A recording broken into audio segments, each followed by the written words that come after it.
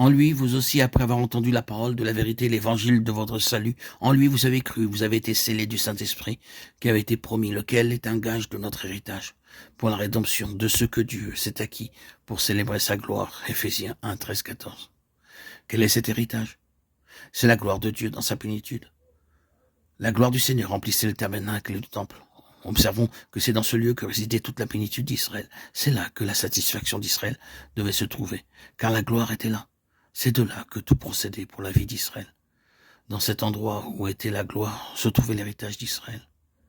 Maintenant, vous connaissez ce court passage des Éphésiens où l'apôtre prie pour que les croyants aient les yeux de leur cœur éclairés pour qu'ils puissent connaître, parmi d'autres choses, quelle est l'espérance qui s'attache à son appel, quelle est la richesse de la gloire de son héritage qu'il réserve aux saints ou qu'il a donné dans les saints.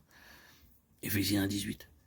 Dans le grec, le mot saint est le même mot que celui qui est employé dans la lettre aux Hébreux pour le saint des saints, Hébreux 9.3.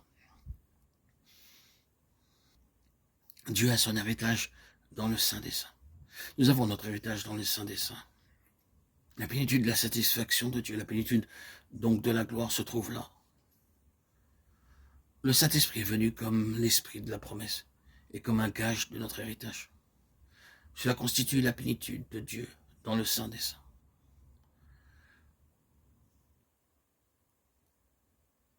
Lisons l'Épître aux Hébreux, où se trouve le saint des saints. Il est dans le ciel. Le saint des saints du tabernacle ou du temple était seulement une image des choses qui sont dans les cieux. Les choses réelles sont dans les cieux.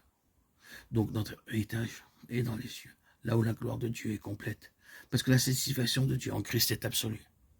Au cœur du Saint des Saints était l'arche du témoignage. Quand l'arche y fut introduite, ce lieu fut rempli par la gloire. Cela dépeint le Seigneur Jésus glorifié dans la plénitude de la gloire.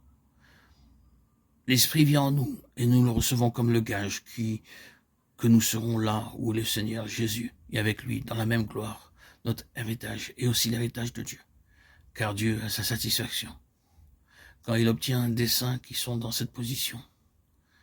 L'héritage de Dieu, c'est son Fils premier-né.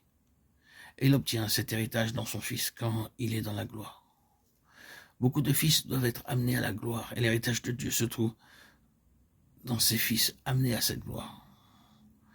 Oui, la gloire est dans un lieu, mais c'est bien plus qu'un lieu. C'est Dieu dans sa pleine expression. Oh, est-ce qu'il sera possible que vous et moi, nous puissions atteindre le stade où Dieu aura une libre expression de lui-même en nous?